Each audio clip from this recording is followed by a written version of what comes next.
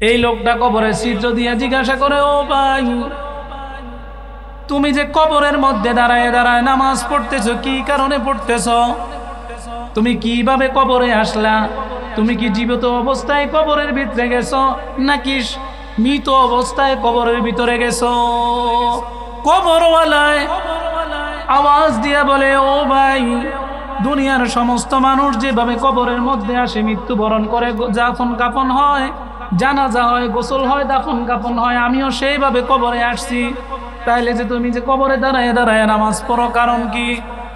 এবার ওই কবরওয়ালায় জোরে জোরে বলতেছে, ও ভাই শোনো, দুনিয়া থাকতে আমি একটা মুহূর্ত নামাজ ব্যতীত আমি কাটাইতাম না,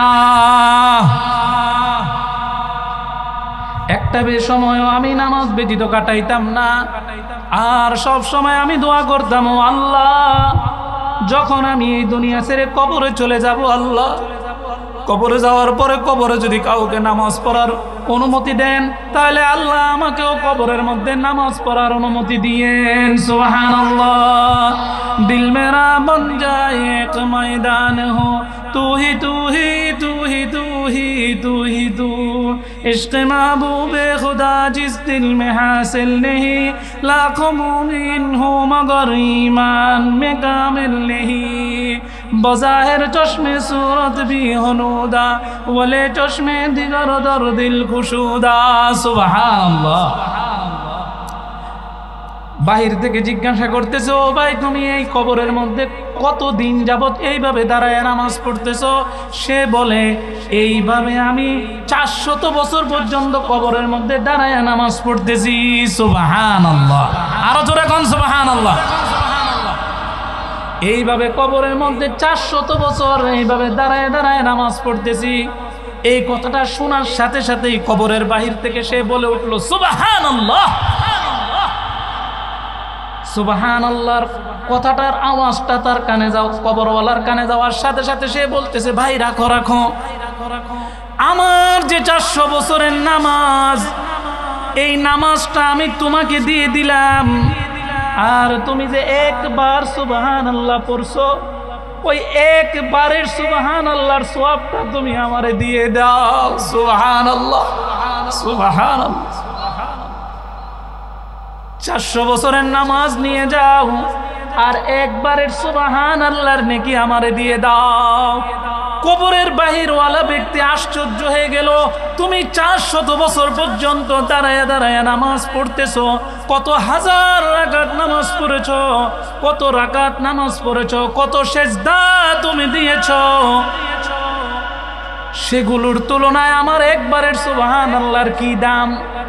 কবরওয়ালা আওয়াজ দিতেছে, আমি যদি 400 বছরের ইবাদত না, 400 বছরের নামাজ নাই, আমি যদি আমার সারা জীবনের নেকি আর নামাজও যদি তোমারে দিয়ে দিই, ওই তোমার একবার সুবহানাল্লাহর সমান হবে না।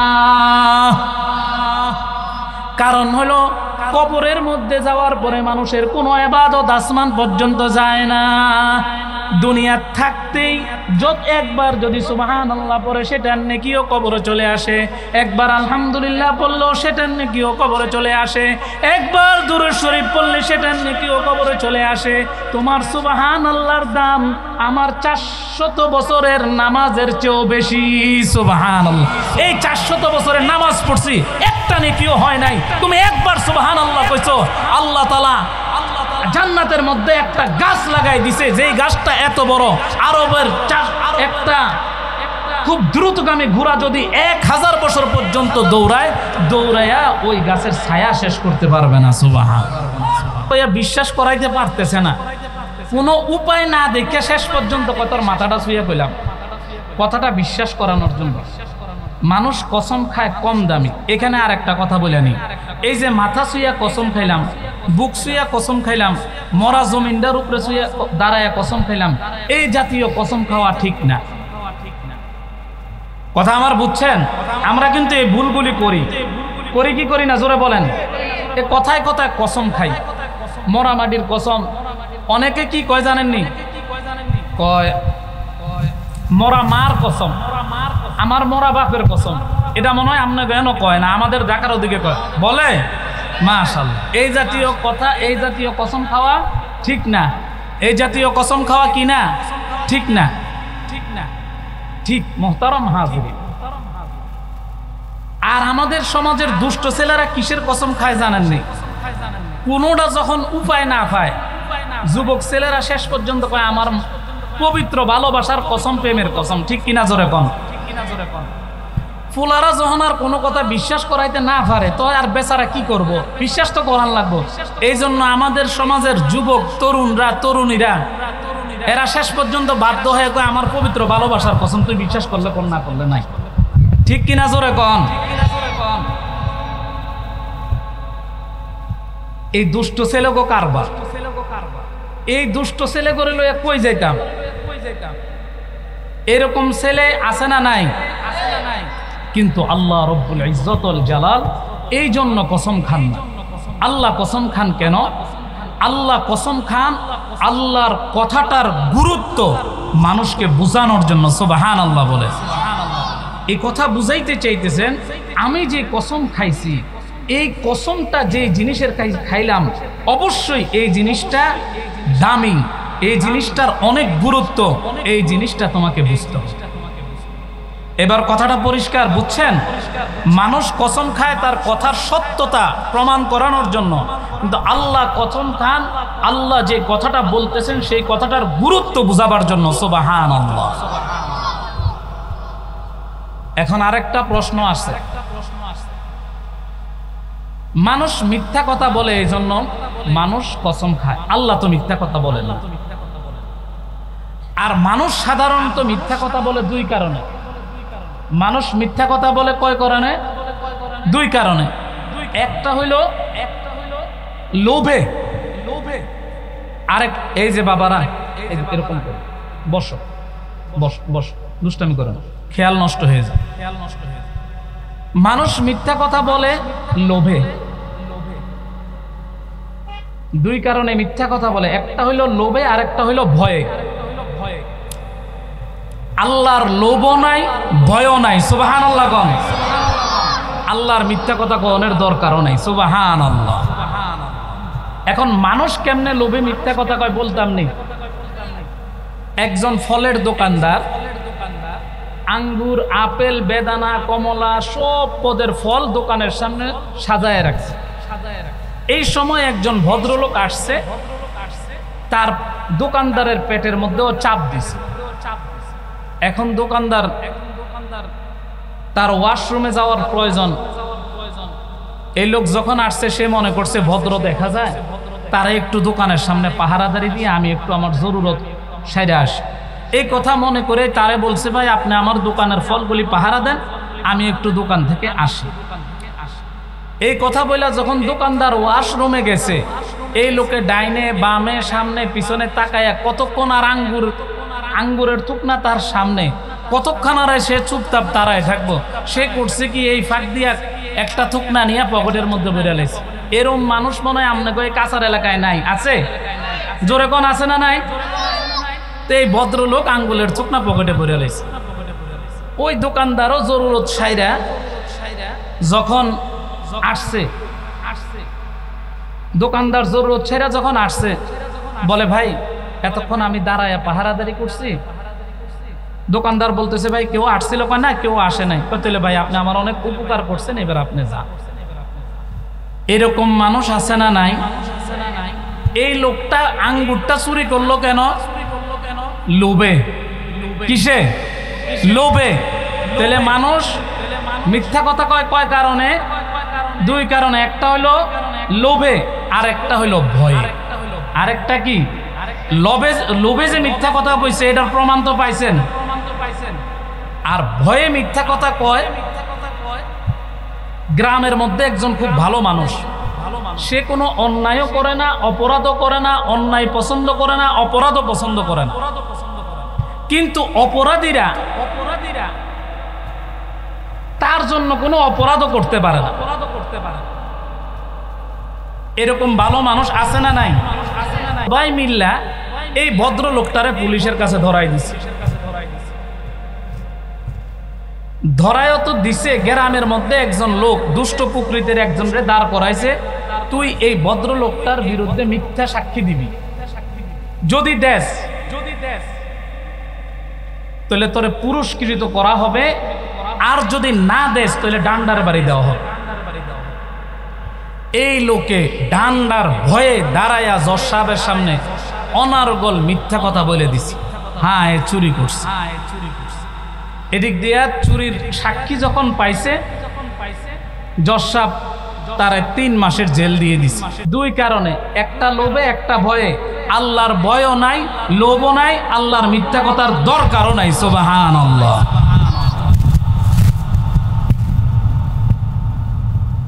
তো আল্লাহ যেহেতু মিথ্যা কথা বলেন না, আল্লাহ কসম খান কেন? কি দরকার কসম খাওয়া? তাও আল্লাহ কসম করছেন ওয়াল আসর, সময়ের কসম, কালের কসম, যুগের কসম। আল্লাহর কাছে কি সময়টা এতই দামি, কালটা এতই দামি যে আল্লাহ কসম খেতে হবে? কসম খাবেন তো খাবেন তো সময়ের কসমই খাইতে হইব।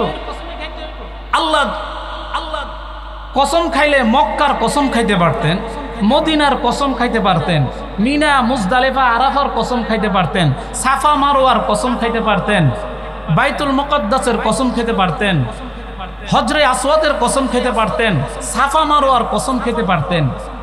এই সমস্ত কোন জায়গার কসম না খাইয়া আল্লাহ সরাসরি সময়ের কসম কেন খেলেন? আল্লাহর কাছে কি সময়ের এতই দাম? সুবহানাল্লাহ কোন? এটারও আবার 2টা ব্যাখ্যা। একটা হইল আল্লাহ যেহেতু কসম খেয়েছেন, সেহেতু আল্লাহ মহান সত্তা, আল্লাহর মতো সত্তা দ্বিতীয় আর কেউ নাই। সুবহানাল্লাহ। আল্লাহ যেহেতু কসম খেয়েছেন, নিঃসন্দেহে আল্লাহ যে জিনিসের কসম খেয়েছেন এই জিনিস দামি। সুবহানাল্লাহ। আল্লাহ যদি সময়ের কসম খান, অথবা যদি আল্লাহ কোনো সময় কোনো এরকম আল্লাহ বহুত জায়গায় কসম খেয়েছেন কোরআনে, যেমন সূরা 3-এর মধ্যে আল্লাহ 3 জাইতুন পবিত্র শহরের কসম, সিনাই পর্বতের কসমও আল্লাহ খেয়েছেন। আল্লাহ বলেন ওয়াত-তিনি ওয়াজ-জাইতুন ওয়া তুরি সিনিন ওয়া হাযাল বালাদিল আমিন। আল্লাহ এখানে 4টা জিনিসের কসমকে একটা কথা বলেছেন, লাকাদ খালাকনাল ইনসানা ফি আহসানি তাকওয়িম। সুবহানাল্লাহ বলেন লাকাদ খালাকনাল ইনসানা ফি আহসানি তাকওয়িম। নিঃসন্দেহে আমি আল্লাহ মানুষকে সবচেয়ে সুন্দর আকৃতি দিয়ে বানিয়েছি। এখানে আল্লাহ কসম খেয়েছেন। আবার কোথাও আল্লাহ কসম খেয়েছেন ওয়াদ-দুহা ওয়াল-লাইলি ইযা সাজা মা ওয়াদ্দা'আকা রাব্বুকা ওয়া মা ক্বালা। আবার কোথাও আল্লাহ কসম খেয়েছেন ওয়াল ফাজর ওয়া লায়ালিন আশর ওয়াশ-শাফ'i ওয়াল-ওয়াতর ওয়াল-লাইলি ইযা ইয়াসর।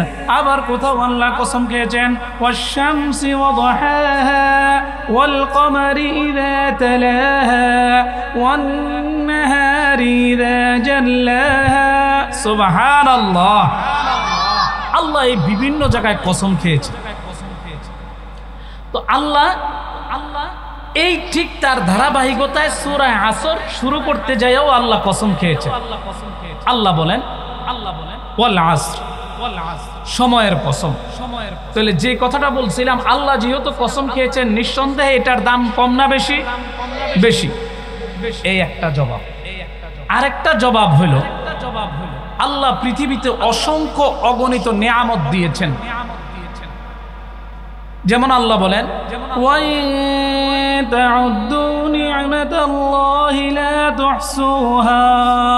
ও আমার বান্দারা, আমি তোমাদের উপরে যে নিয়ামত দিয়েছি, তোমাদেরকে যে নিয়ামত দিয়েছি, ওই নিয়ামতের গণনা যদি তোমরা শুরু করো, গুনতে গুনতে গুনতে গুনতে গুনতে গুনতে তোমরা গুনেই শেষ করতে পারবে না। নিয়ামতের শুকর আদায় করা তো অনেক দূরের কথা। সুবহানাল্লাহ। বই নেই শেষ করতে পারবে, বই নেই শেষ করতে পারবে। তাহলে আল্লাহ কেমন নিয়ামত দিয়েছে? এর প্রেক্ষিতে আল্লাহ সূরা কাহাফের মধ্যে বলেন, قل لو كان البحر مدادا لكلمات ربي لنفذ البحر قبل أن تنفذ كلمات ربي ولو جئنا بمثله مددا। আল্লাহ বলেন, যদি সারা দুনিয়ার সমস্ত সমুদ্রের পানিগুলি কালি বানিয়ে দেওয়া হয়, আর সমস্ত গাছগুলিকে যদি কলম বানিয়ে দেওয়া হয়, আর যদি আল্লাহর নিয়ামতের গণনা লিখতে বলা হয়, কলম কালি সব শুকিয়ে যাবে, তারপরেও আল্লাহর নিয়ামতের গণনা লিখে শেষ করা যাবে না। আর একটু জোরে কোন সুবহানাল্লাহ।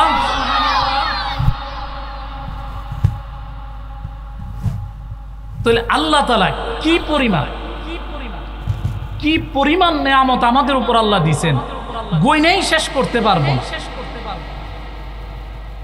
গয়নাই শেষ করতে পারবো না। শুকরিয়া তো কেমন দূরের কথা। এক্সাম্পল শুধু, এই যে আমরা এখানে যারা বসছি, সকলকে আল্লাহ চক্ষু দিছে কি দেয় নাই? জোরে বলেন। এই চোখের ভাড়া যদি আল্লাহ নিতেন, যতবার চোখ খুলবি ততবার, বেশি না, আমার 1 টাকা করে দিবি, যতবার বন্ধ করবি আমাকে 1 টাকা করে দিবি। বলেন তো আমাদের কারো পক্ষে আল্লাহর এই বিনিময় পরিশোধ করে শেষ করা সম্ভব হতো? জোরে বলেন না, শেষ সম্ভব হতো? কত হাজার লেন্স আল্লাহ আমাদের চোখের ভিতরে ফিট করে দিয়েছেন। সুবহানাল্লাহ।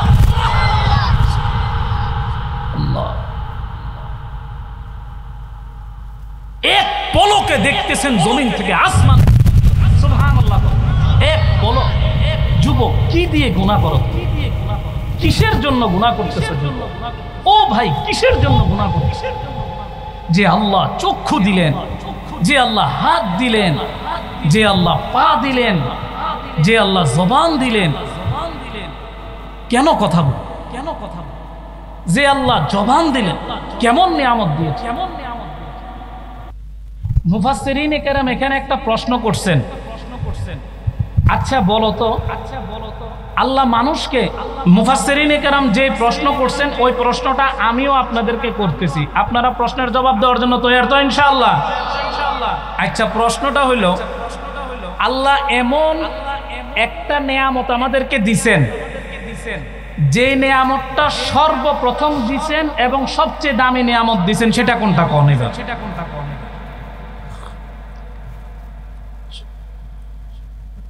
একজনের উত্তর দেন।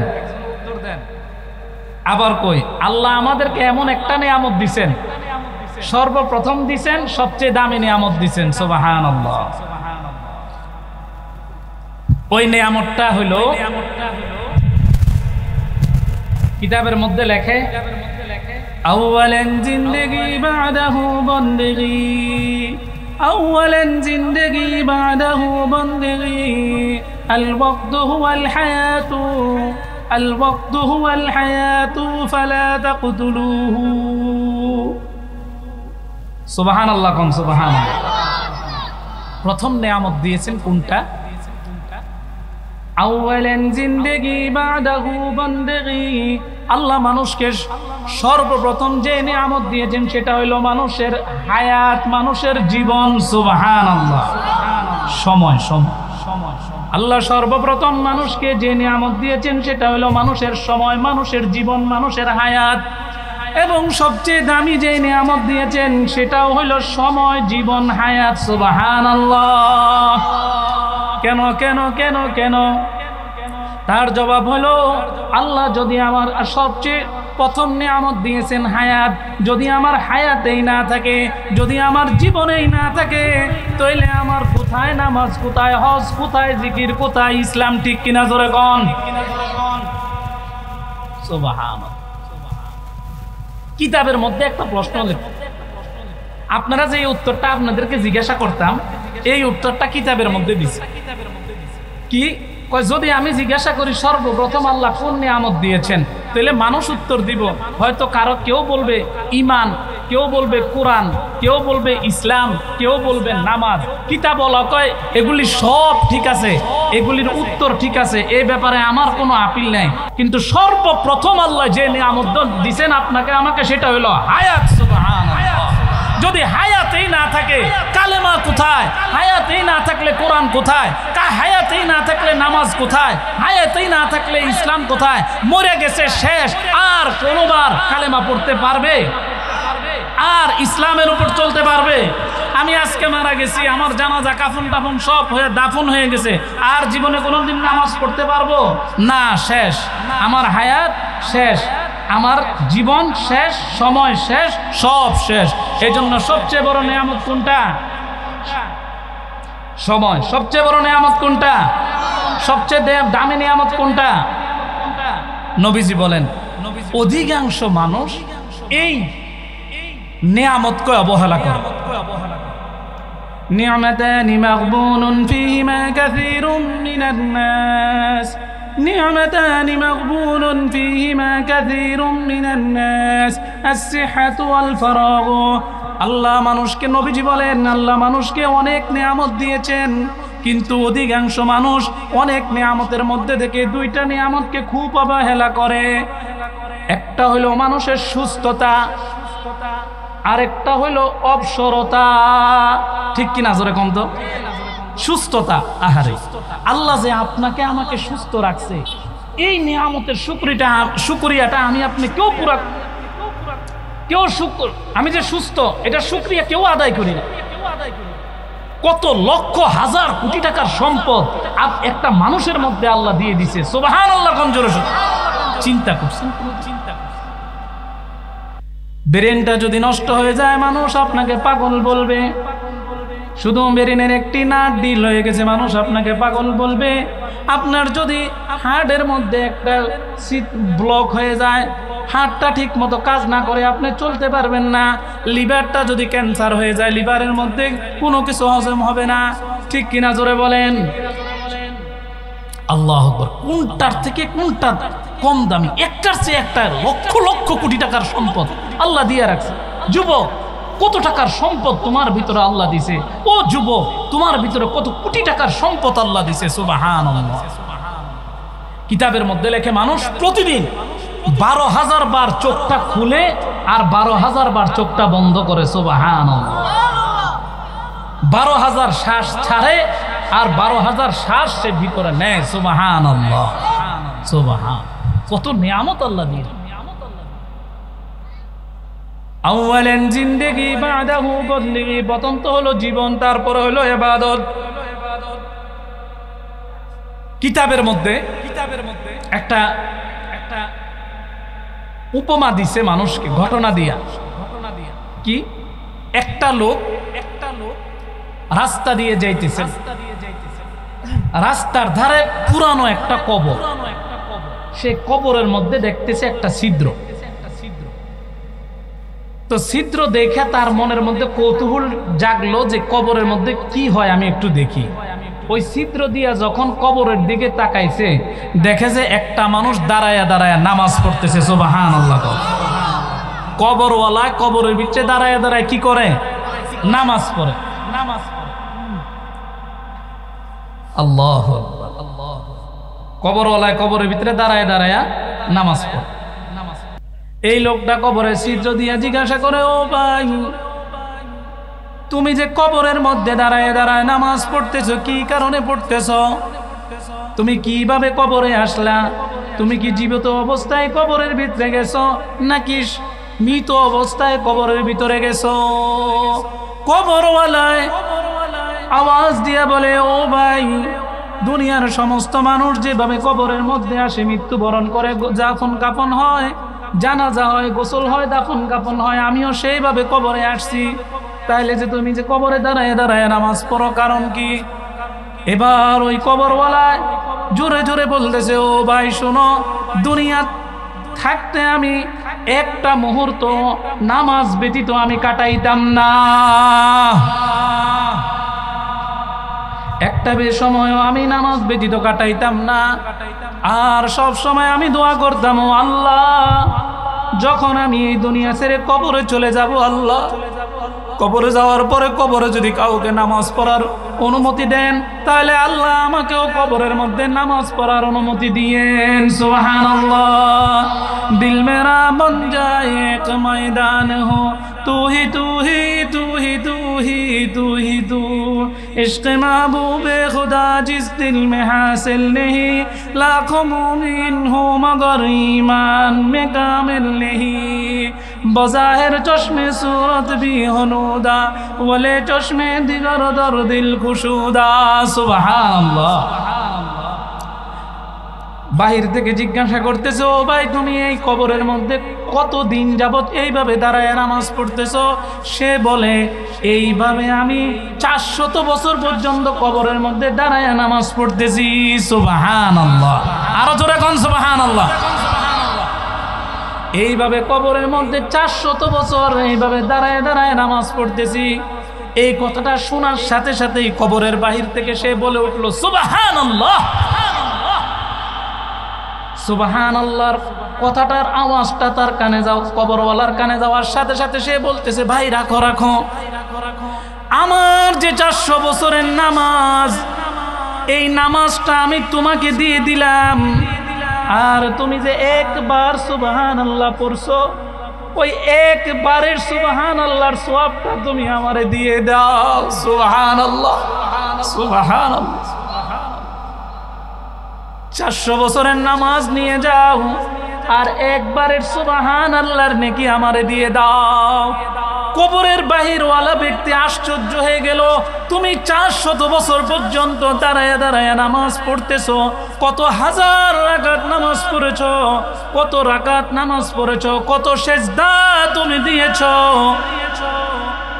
সেগুলোর তুলনায় আমার একবারের সুবহানাল্লাহর কি দাম? কবরওয়ালা আওয়াজ দিতেছে, আমি যদি 400 বছরের ইবাদত না, 400 বছরের নামাজ নাই, আমি যদি আমার সারা জীবনের নেকি আর নামাজও যদি তোমারে দিয়ে দিই, ওই তোমার একবার সুবহানাল্লাহর সমান হবে না। কারণ হলো কবরের মধ্যে যাওয়ার পরে মানুষের কোনো ইবাদত আসমান পর্যন্ত যায় না। দুনিয়া থাকতেই একবার যদি সুবহানাল্লাহ পড়ে সেটার নেকিও কবরে চলে আসে, একবার আলহামদুলিল্লাহ পড়লেও সেটার নেকিও কবরে চলে আসে, একবার দুরূদ শরীফ পড়লে সেটার নেকিও কবরে চলে আসে। তোমার সুবহানাল্লাহর দাম আমার 400 বছরের নামাজের চেয়েও বেশি। সুবহানাল্লাহ।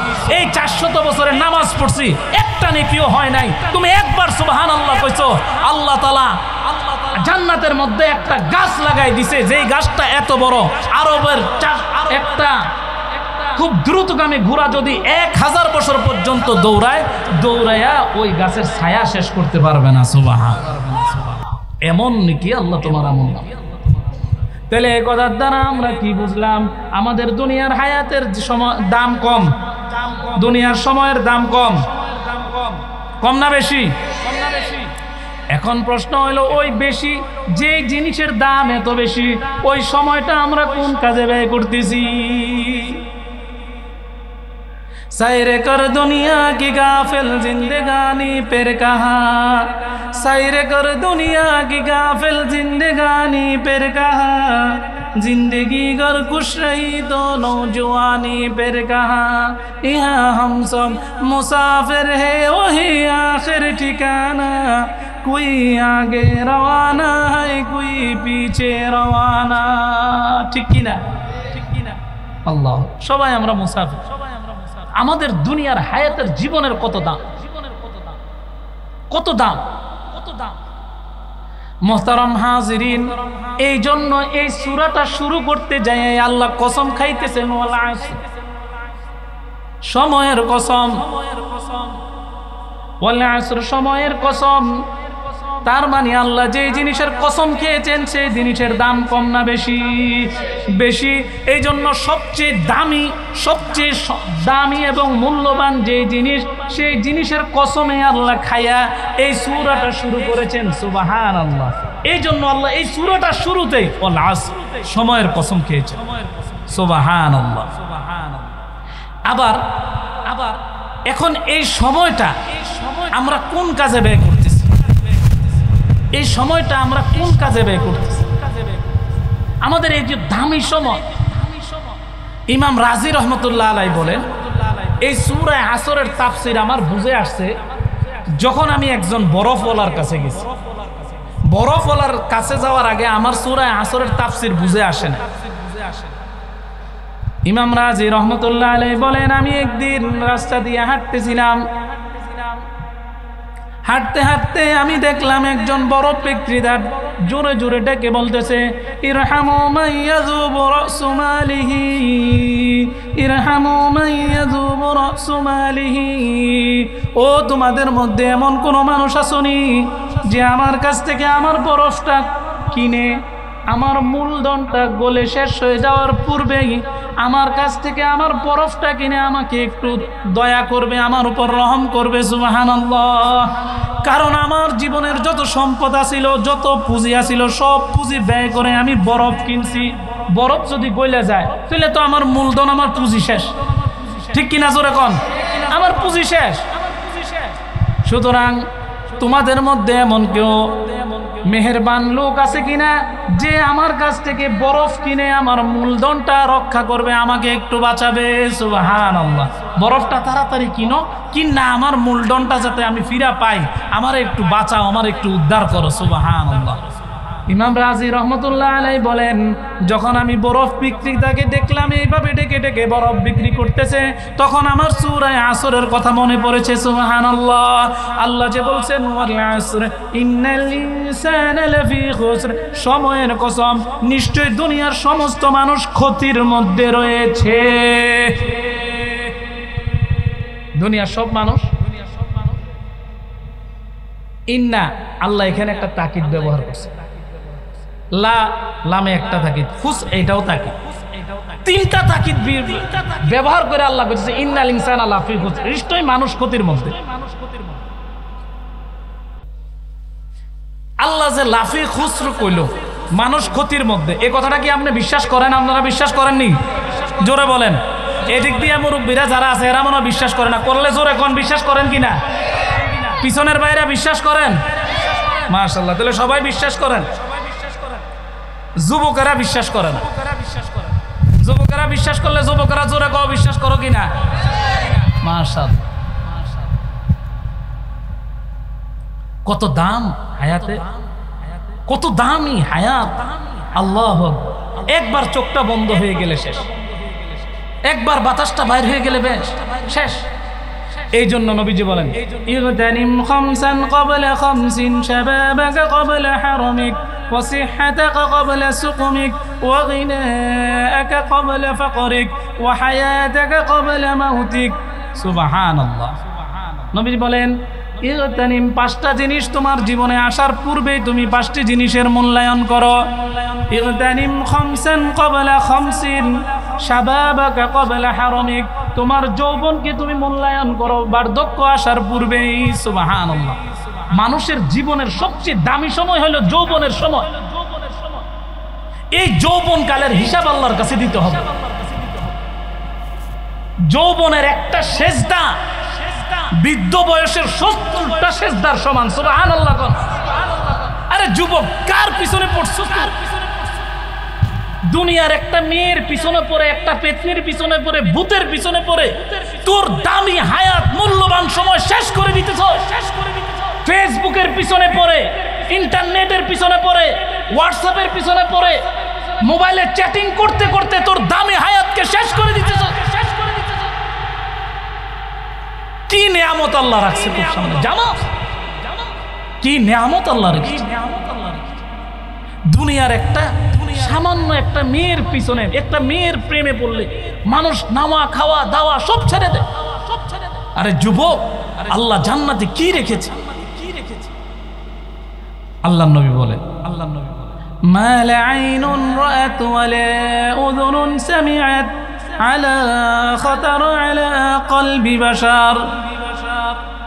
আল্লাহ নবী বলেন আ'দাতু লিইবাদিয়াস সালিহিন মা লা আইনুন রাআত ওয়া লা উযুনুন সামিআত আলা খাতার আলা কলবি বাশার। সুবহানাল্লাহ। কোন হুজুর বুঝি নাই, বুঝন লাগতো না, আবার কোন সুবহানাল্লাহ।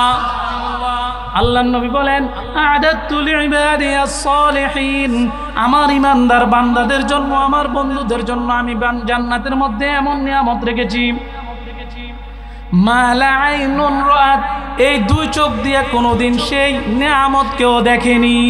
সুবহানাল্লাহ। ওয়ালা উযুনুন সামিআত, এই কান দিয়ে কেউ শুনেনি। আলা খাতার আলা কলবি বাশার, এই অন্তর দিয়ে, হৃদয় দিয়ে কোনোদিন কোনো হৃদয় কল্পনাও করেনি। সুবহানাল্লাহ, সুবহান। কি নিয়ামত, কি নিয়ামত!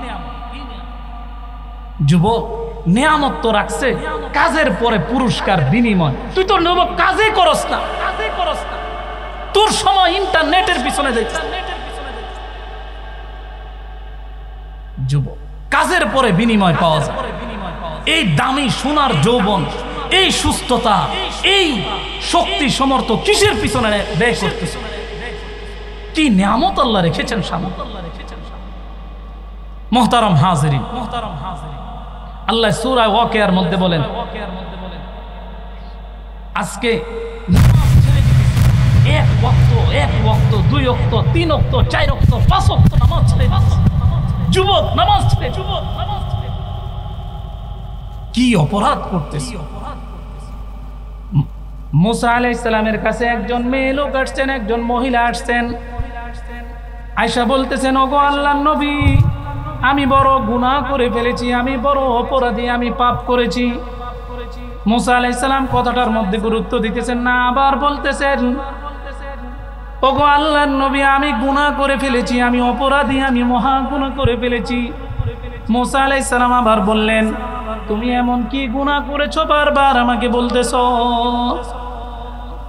মহিলা বলে, আল্লাহ কোরআনের মধ্যে বলেছেন, ওয়ালা তাকরাবুজ জিনা ইন্নাহু কানা ফাহিশা। আল্লাহ কোরআনের মধ্যে বলেছেন, জিনার কাছেও যেও না। ওগো আল্লাহর নবী, আমি জিনা করে ফেলেছি। শুধু জিনা করেছি এমন না, এই জিনার কারণে আমার পেটের মধ্যে বাচ্চা এসেছে। সেই বাচ্চাটা ভূমিষ্ঠ হওয়ার পরে আমি গলা টিপে সেই বাচ্চাটাকে হত্যা করেছি। নাউজুবিল্লাহ। মুসা আলাইহিস সালাম তো এমনি রাগী নবী, ঠিক কিনা জোরে কম? মুসা আলাইহিস সালাম কথাটা শুনতে দেরি, মুসা আলাইহিস সালামের চেহারা লাল হয়ে গেছে, চোখগুলো আগুনের গোল্লার মতো লাল হয়ে গেছে। বলে কি আবার আমার কাছে আসছে। মুসা আলাইহিস সালামকে এই মুহূর্তে এখান থেকে বিদায় হয়ে যাবে। কিতাবের মধ্যে লেখে, ওই মহিলা মুসা আলাইহিস সালামের দরবার ছাইরা এখনো তার নিজের বাড়ি পর্যন্ত যায় নাই। আল্লাহ জিবরাইল আলাইহিস সালামকে মুসা আলাইহিস সালামের কাছে পাঠাই দিয়েছে। উচ্চ কণ্ঠে বলি সুবহানাল্লাহ। জিবরাইল আলাইহিস সালামকে পাঠাই দিয়েছে মুসা আলাইহিস সালামের কাছে। আর আল্লাহ ডাক দিয়ে বলতেছেন, ওহিয়া মদসুয়ে মুসা আজ খুদা বান্দায়ে মারা চরা কর দি জুদা, তু বরায়ে ওসলে কর দান আমদি, না বরায়ে ফসলে কর দান আমদি। জিবরাইল আলাইহিস সালাম, ওই মহিলা এখনো ঘর পর্যন্ত, নিজের ঘর পর্যন্ত যায় নাই। আল্লাহ জিবরাইল আলাইহিস সালামকে মুসা আলাইহিস সালামের কাছে পাঠাই দিয়েছে। মুসা আলাইহিস সালাম আয়েশা জিবরাইল আলাইহিস সালামকে প্রশ্ন করতেছে, আল্লাহ আপনাকে সালাম দিছে আর জানতে চেয়েছে এই মহিলার চেয়ে বড় কোনো অপরাধী আর আছে কিনা। সুবহানাল্লাহ। আল্লাহ জানতে চেয়েছে এই মহিলার চেয়ে বড় অপরাধী আর আছে কিনা, এবং এই মহিলার কাজের চেয়ে নিকৃষ্ট কাজ আর কিছু আছে কিনা। মুসা আলাইহিস সালাম সাথে সাথে বলল, কি বলে এটা? এই মহিলা এত বড় গুনাহ করছে, জিনা করছে, জিনার পরে আবার বাচ্চা আসছে, তার নিজের বাচ্চাটাকে নিজে গলা টিপে হত্যা করছে। এর চেয়ে বড় আর কোনো গুনাহ নাই, এর চেয়ে নিকৃষ্ট কাজ আর কোনো কাজ নাই। জিবরাইল আলাইহিস সালাম আবার মুসা আলাইহিস সালামকে বলে, আপনি একটু, আল্লাহ আপনাকে জিজ্ঞাসা করতে বলেছে যে এর চেয়ে বড় কোনো পাপী দুনিয়াতে আছে কিনা, এর চেয়ে বড় নিকৃষ্ট কাজ আর দুনিয়াতে আছে কিনা, এর চেয়ে বড় পাপ আছে কিনা। মুসা আলাইহিস সালাম বলে আমার দৃষ্টিতে এর চেয়ে বড় পাপ আর নাই এবং এর চেয়ে নিকৃষ্ট পাপীও আর নাই। মুসা আলাইহিস সালামকে জিবরাইল আলাইহিস সালাম বলে না না না, আল্লাহ এটার উত্তর দিয়েছেন। আল্লাহ বলেছেন এর চেয়ে বড় পাপ দুনিয়াতে আছে আর পাপীও দুনিয়াতে আছে। সেটা হলো যে ব্যক্তি ইচ্ছাকৃতভাবে নামাজ ছেড়ে দেয়, ইচ্ছাকৃতভাবে নামাজ ছেড়ে দেওয়া জিনার চেয়ে বড় গুনাহ।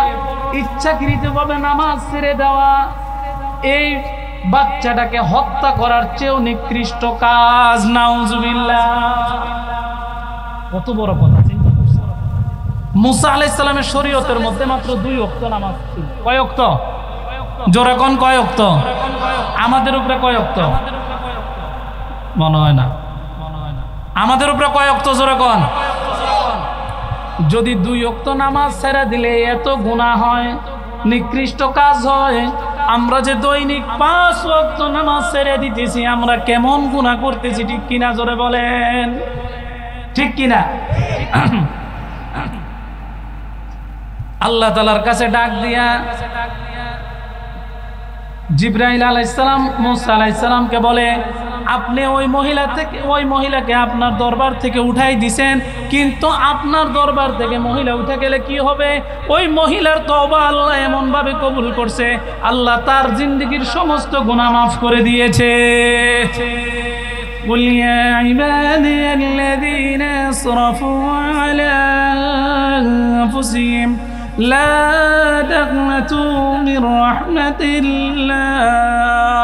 বান্দা তুই যদি গুনাহ করতে করতে করতে করতে তোর গুনার বোঝা যদি পাহাড়ের উপর রেখে দেয়, ওই পাহাড়টা যদি ধসাও যায়, গুনার বোঝা যদি আসমান পর্যন্ত লেগে যায়, তারপরেও যদি তুই খালেস দিলে আল্লাহকে আল্লাহ বলে ডাক দেস আর আল্লাহর কাছে চোখের পানি ছেড়ে মাফ চাস, তো আল্লাহর সাথে সাথে তোর জিন্দেগীর গুনাহকে মাফ করে দিবে।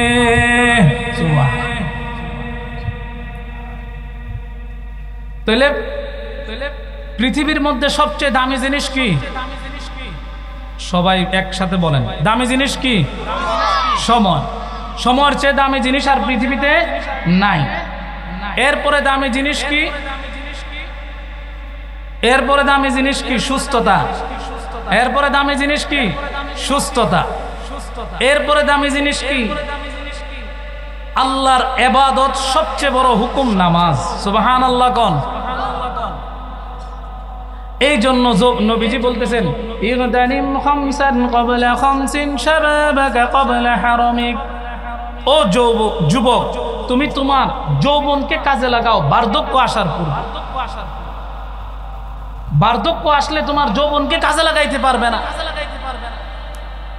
আজকে আমাদের যুবকেরা একটা মেয়ের পিছনে পড়ে তার সমস্ত জীবন যৌবন সব নষ্ট করে ফেল।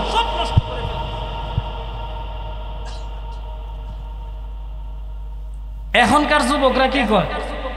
যদি প্রেম করছে, প্রেম করে যদি সেক খায়, মেয়ে যদি তারা ডিলেট করে দেয়, এই সেক খাওয়া পুলা যায় খায় গাঞ্জা। আপনাকে এখানে এরকম নাই মনে হয়?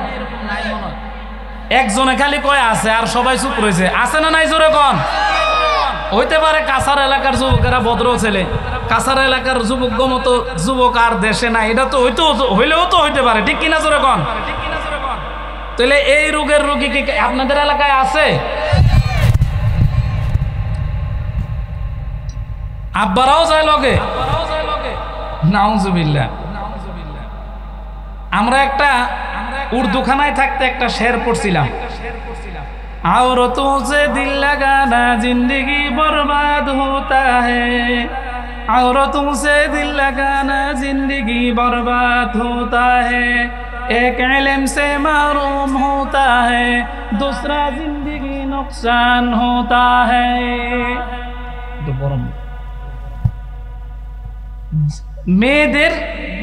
মেয়েদের সাথে যদি কেউ সম্পর্ক রাখে, হুজুর আমরা বিয়া করে লাইছি, আমরা কি সম্পর্ক রাখতাম না? যারা বিয়া করছেন হ্যাঁ করে কই না, যারা আবিয়াতা যুবকরা আছেন হ্যাঁ করে কইতেছে। হুজুর আপনার কথা মতো বয়ানে বোঝা যায় বিবাহিত মানুষের লগে সম্পর্ক রাখলে গুণ হইবে, তাহলে আজকা যায় সব বউ করে ছেড়ে দিব। নাউজুবিল্লাহ কোন, নাউজুবিল্লাহ কোন। আমি ওইটা কইটা, বিয়ের আগে একটা বেগানা মেয়ের সাথে রিলেশন করা এটা হালাল না হারাম? জোরে কোন তো, আরেকটু জোরে কোন, হালাল না হারাম? এই বিয়ের আগে আপনার পবিত্র জীবনের সময়টাকে একটা মেয়ের পিছনে সময় নষ্ট না করে যদি আপনি আল্লাহর ইবাদতের মধ্যে সময় লাগাইতেন, আল্লাহু আকবার, আল্লাহ কি জিনিস আপনাকে আমাকে দিত সেটা যদি আমরা চোখে দেখতাম তাহলে কলিজা ফাটা মাইরা মরে যেতাম। ঠিক কিনা জোরে কোন? এই কথাটা বিশ্বাস হয়? এই কথাটা বিশ্বাস না হলে এখনই আজকে রাত্রে যাবেন, যাই কোরআন শরীফটা হাতে নিয়ে সূরা ওয়াকিয়া খুলবেন। সূরা ওয়াকিয়া আপনি এই আয়াতটা তেলাওয়াত করবেন, ওয়াহুরুন আইনু কামসালিল লুলুইল মাকনুন জাযাম বিমা কানু ইয়ামালুন। সুবহানাল্লাহ কোন জোরে সোরে। ওয়াহুরুন আইনের অর্থ কি? ইমাম বাইহাক্কি রহমতুল্লাহ আলাই, ইমাম বাইহাক্কি রহমতুল্লাহ আলাই উনি লেখেন, আম্মাজান উম্মে সালমা রাদিয়াল্লাহু তাআলা আনহা একবার নবীজিরে প্রশ্ন করলেন, আরে হুর গো কথা কই আর উঠে যায়, যুবক ভাই ভাই একটু বসেন বসেন, এই তো শেষ, আরে এখনকার কথা বেশি জরুরি দরকার, বল।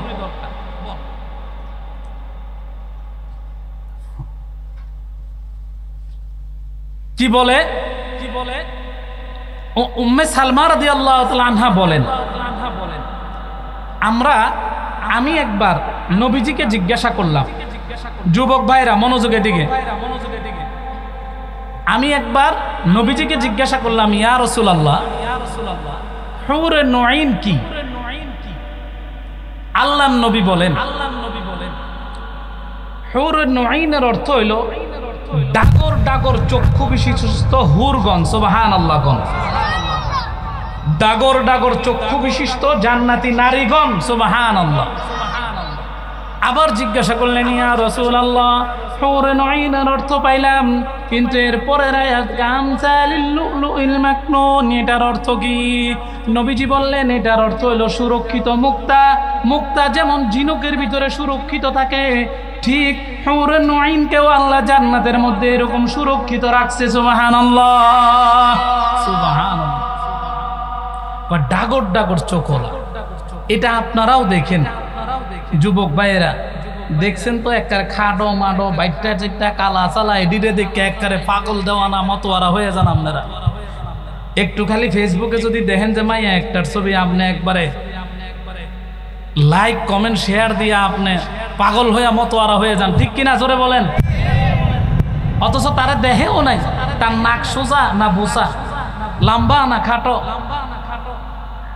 আর আল্লাহ যেটা দিবেন সুরক্ষিত মুক্তা। সুবহানাল্লাহ, কি নিয়ামত আল্লাহ রাখছে, আল্লাহু আকবার। আল্লাহ কি নিয়ামত রাখছে, কয় মুক্তা যেমন ঝিনুকের মধ্যে সুরক্ষিত থাকে, এই হুরে নুঈনদেরকে বেহেশতের মধ্যে কোনো প্রাণী তাদেরকে কোনোদিন দেখেও নাই, এমনকি কোনোদিন স্পর্শও করে নাই। সুবহানাল্লাহ।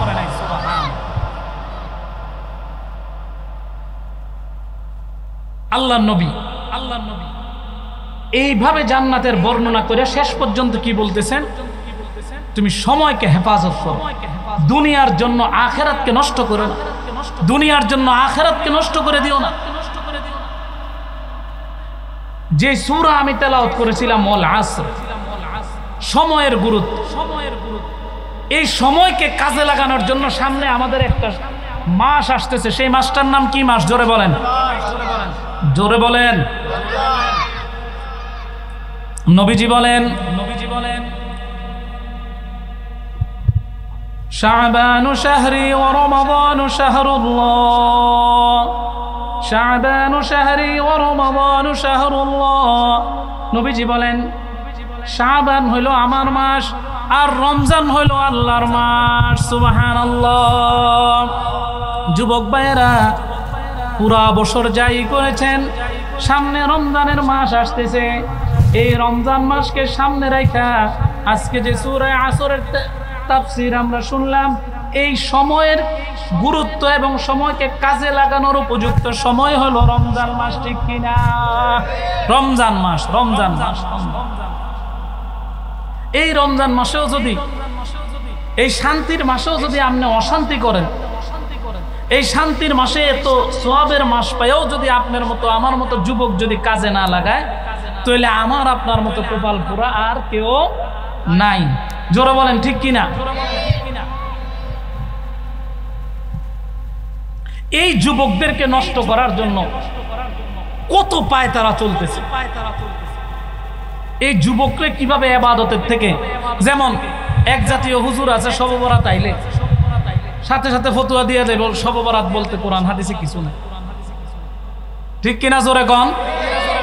আবার রমজান আসতেছে, রমজানের সময় ফতোয়া দিব তারাবি 8 রাকাত না 20 রাকাত? জোরে কোন না, কয় রাকাত? এই 8 রাকাত না 20 রাকাত, এটা কইয়াও যুবকদেরকে সরাইলে এরকম আছে না নাই? জোরে বলেন। এই জন্য এক কবি একটা গজল বানাইছে, গজলটা কইতাম নি? জোরে কোন। শুনতে রাজি আছেন?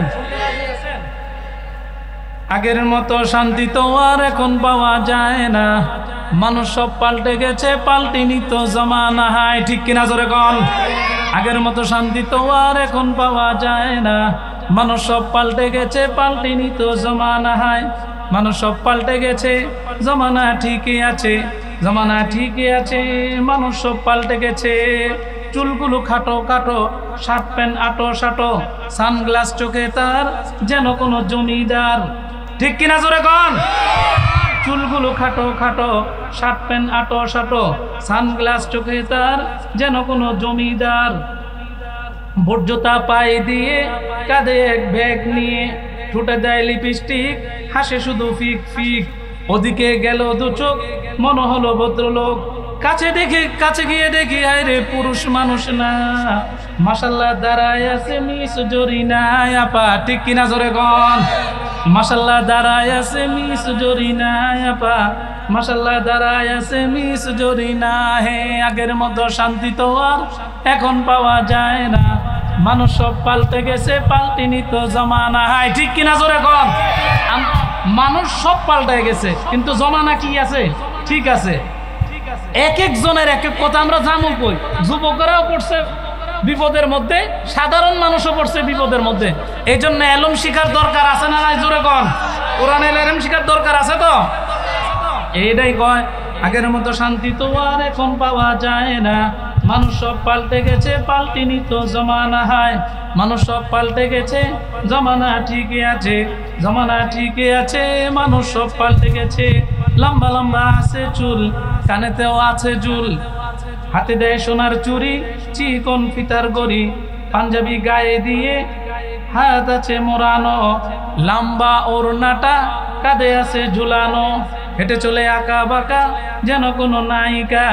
কাছে গিয়ে দেখি হাই রে মাইয়া মানুষ না, এটা হইলো আমগো পাড়ার মিস্টার সোহেল রানা, এটা হইলো আমগো পাড়ার মিস্টার সোহেল রানা, ঠিক কিনা? জোরে কোন। আগের মতো শান্তি তো আর এখন পাওয়া যায় না, মানুষ সব পাল্টে গেছে, পাল্টেনি তো জমানা হায়। মানুষ সব পাল্টে গেছে, জমানা ঠিকই আছে, জমানা ঠিকই আছে, মানুষ সব পাল্টে গেছে। মোটা বই আছে হাতে, কলমটাও আছে সাথে, একবারে বই লইছে মোটা তাজা দেখে, কলমটাও লইছে। এরম আছে না নাই? মোটা বই আছে হাতে, কলমটাও আছে সাথে, সাদা শার্ট গায়ে দিয়ে, সুজোড়া পায়ে দিয়ে, জিন্সের পরেছে প্যান্ট, মনে হলো স্টুডেন্ট। পরনে আছে যে বেল্ট, গায়ে মাখে দামি সেন্ট, যায় বন্ধুর আড্ডায়, চিন্তায় করে রাস্তায়, নেশা করে গাঞ্জা খেলে 8 মাস থাকে জেলে, আছে না নাই?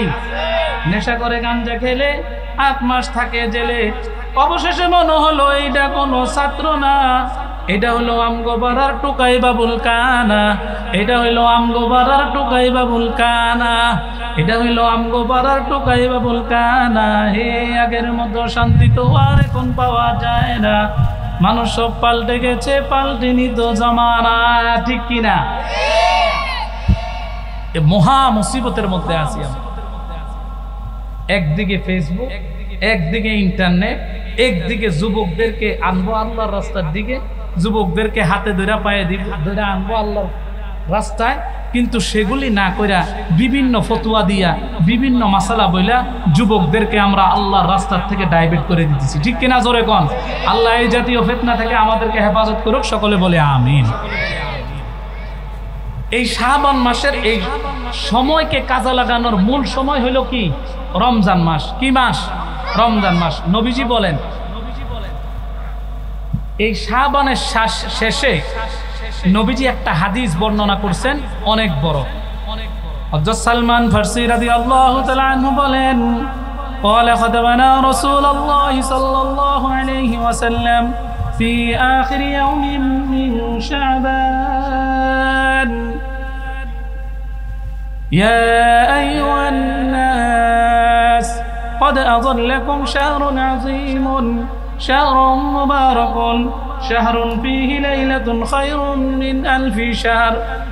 নবীজি সাল্লাল্লাহু আলাইহি ওয়াসাল্লাম বলেন, নবীজি একবার শাবানের শেষ তারিখে আমাদেরকে নসিহত করতেছেন, তোমাদের সামনে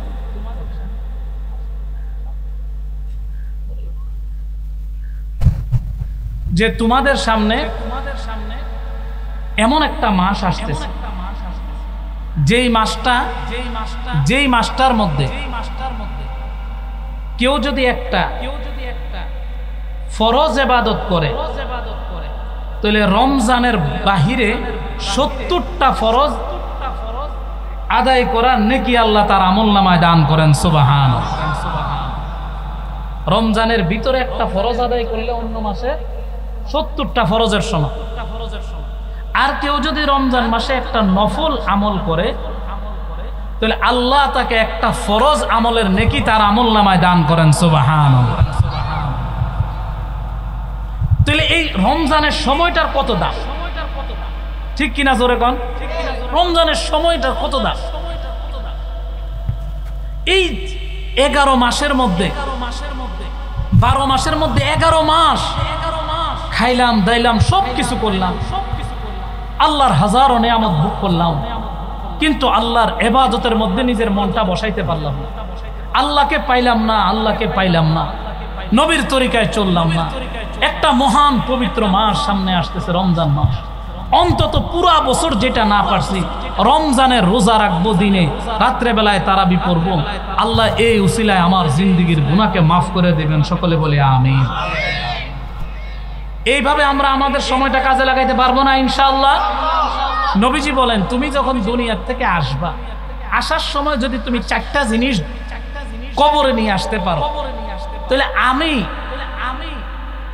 নবী বলতেছি আল্লাহ তোমাকে মাফ করে তোমাকে জান্নাত দিয়ে দিবেন। সুবহানাল্লাহ।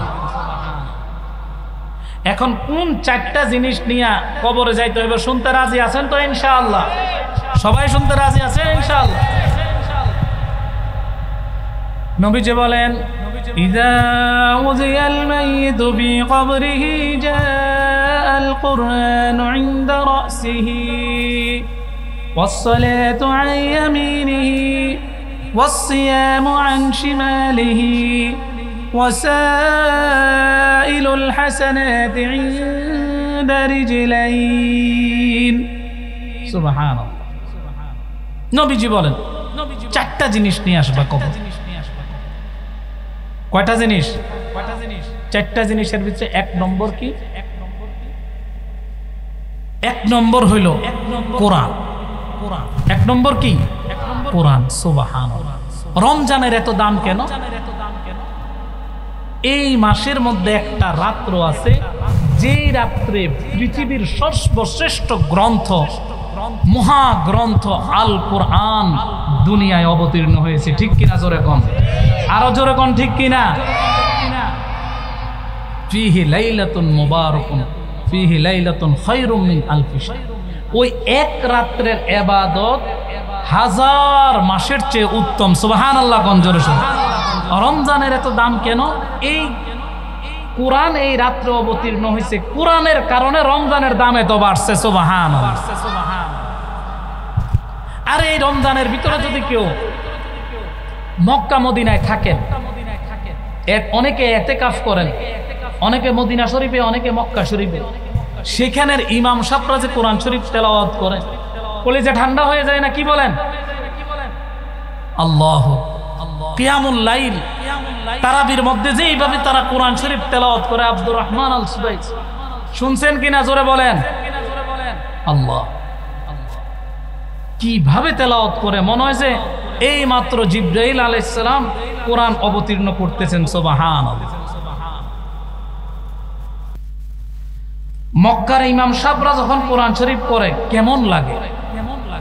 هل أتى على الإنسان حين من الدهر لم يكن شيئا مذكورا إنا خلقنا الإنسان من نطفة أمشاج نبتليه فجعلناه سميعا بصيرا إنا هديناه السبيل إما شاكرا وإما كفورا إنا أعددنا للكافرين سلاسل وأغلالا وسعيرا. تكنا زرقم. إن الأبرار يشربون من كأس كان مزاجها كافورا عينا يشرب بها عباد الله يفجرونها تفجيرا يوفون بالنذر ويخافون يوما كان شره مستطيرا ويطعمون الطعام على حبه مسكينا ويتيما واسيرا إنما نطعمكم لوجه الله لا نريد منكم جزاء ولا شكورا إنا نخاف من ربنا يوما عبوسا قمطريرا.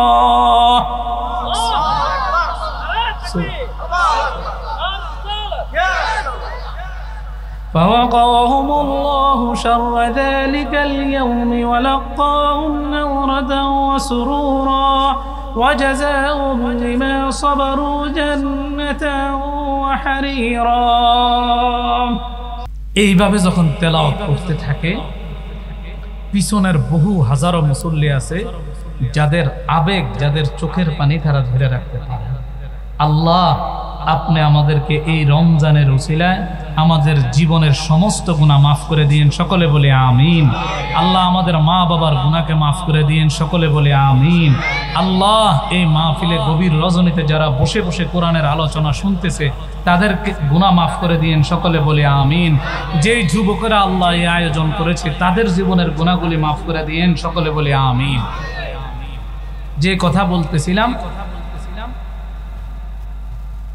নবীজি বলেন, চারটা বন্ধু নিয়ে, চারটা পুঁজি নিয়ে কবরে আসো, তাহলে কবরে শান্তি পাবে। যদি কবরে শান্তি পেতে চাও, চারটা বন্ধু কবরে নিয়ে আসবে।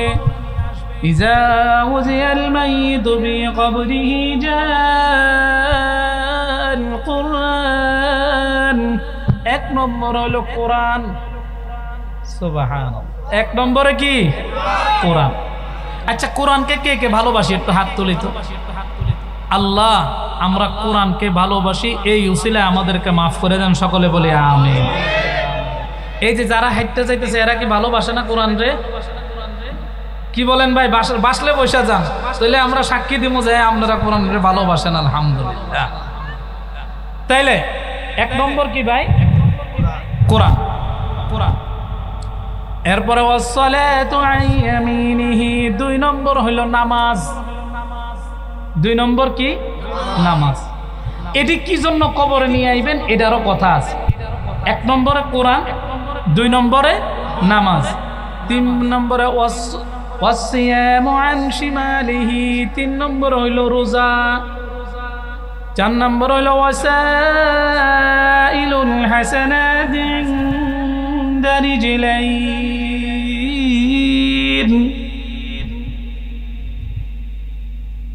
চার নম্বর হইল যাবতীয় দান সদকা, এই সমস্ত কাজগুলিকে কবরে নিয়ে আসবে। এই চারটা জিনিস যদি পুঁজি হিসাবে, বন্ধু হিসাবে কবরে নিয়ে আসতে পারো, তাহলে তোমার কবরের জিন্দেগিতে কোনো অশান্তি হবে না, তুমি শান্তি আর শান্তিতে থাকবা। সুবহানাল্লাহ। এই চারটা পুঁজি অর্জন করার সবচেয়ে সুবর্ণ সুযোগ এবং মুখ্যম সময় হলো কোনটা? এই রমজান। কোনটা? রমজান।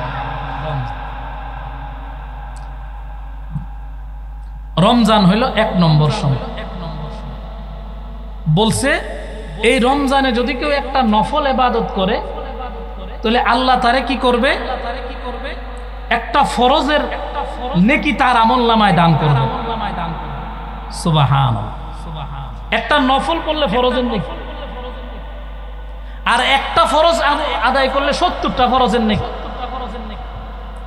এই ঘটনা শুইনা, এই ওয়াজ শুইনা সব জায়গায় সোজা মানুষও আছে, তেরা মানুষ নাই। তেরা মানুষ আছে না নাই? এক তেরা প্রকৃতির মানুষ, তার অভ্যাস হইল সে সব সময় সহজ সরল হুজুর পাইলেই জিজ্ঞাসা করে বসে। বেকা তেরা প্রশ্ন করে। কেউ প্রশ্ন করে হুজুর রে ঠেকানোর জন্য, ঠিক কিনা জোরে বলেন? ঠেকানোর জন্য, ঠকানোর জন্য প্রশ্ন করে। আবার কেউ প্রশ্ন করে জানার জন্য। জানার জন্য প্রশ্ন করা জায়েজ, জানার জন্য প্রশ্ন করা ফরজ। কারণ আল্লাহ কোরআনে বলেন, ফাসআলু আহলায যিকরি ইন কুনতুম লা তা'লামুন, তোমরা যা জানো না, যারা জানে আলেমদের কাছ থেকে তোমরা জেনে নাও। সুবহানাল্লাহ। এখন কিছু কিছু মানুষ প্রশ্ন করে হুজুররে ঠেকানোর জন্য। এমনই একজন, এক সরকারি বিভাগের, বন বিভাগের কর্মকর্তা এক হুজুররে জিজ্ঞাসা করছে, হুজুর অনেকদিন ধরে তো আপনারা দেখা সাক্ষাৎ পাই না, একটা কথা জিজ্ঞাসা করতাম। হুজুরে বলে, আচ্ছা কি জিজ্ঞাসা করবেন বলেন। ওই যে আপনারা খালি রমজান আইলেই কোন একটা নফল ইবাদত করলে ফরজের সমান নেকি দিবে, একটা ফরজ আমল করলে 70টা ফরজের নেকি দান করবে। আমার প্রশ্ন হইল, কয়টা ফরজ একত্রিত করলে, কয়টা নফল একত্রিত করলে একটা ফরজের সমান হয়? আচ্ছা, আসুন্নাত যদি কেউ হঠাৎ করে এরকম প্রশ্ন করে, মানুষ থতমত খাইয়া যাইব না? হুজুরও থতমত খাইয়া গেছে। থতমত খাইয়া হুজুরে মনে মনে দুরূদ শরীফ পড়া শুরু করছে। আল্লাহর ওয়াদা আছে যে যে কোনো অবস্থায়, সর্ব অবস্থায় যদি কেউ আল্লাহরে পাইতে চায়, আল্লাহর কাছে সাহায্য চায়, যে কোনো সংকীর্ণতায় আল্লাহ তার সামনে রাস্তা খুলে দেয়। সুবহানাল্লাহ। যেমন আল্লাহ কোরআনে বলেন, ওয়াল্লাযীনা জাহাদু ফীনা লানাহদিয়ান্নাহুম সুবুলানা ওয়া ইন্নাল্লাহা লামা'আল মুহসিনিন। সুবহানাল্লাহ। আল্লাহ যে কোনো সংকীর্ণতা তাকে রাস্তা আল্লাহ খুলে দেন। এখন হুজুরের সামনেও রাস্তা খুলে দিচ্ছে। হুজুরে বলে, আচ্ছা আপনি কোন বিভাগে চাকরি করেন? কি করেন? আমি বন বিভাগে চাকরি করি। এই কথাটা বলার সাথে সাথে হুজুরে বলে, তাহলে তো প্রশ্নের জবাব আপনার কাছেই আছে, আমারে আর জিজ্ঞাসা করেন কেন? সুবহানাল্লাহ কোন? তো হুজুরে কয়, ওই লোকটা বলতেছে, হুজুর এটা কেমন কথা বললেন? আমি যদি জানতাম তাহলে কি আর আপনারা জিজ্ঞাইতাম? হুজুর আমার প্রশ্ন হইলো। হুজুরে বলে, তাহলে আমার একটা প্রশ্ন আছে, আগে আপনাদের প্রশ্নটা করে নি। আপনি বলেন তো,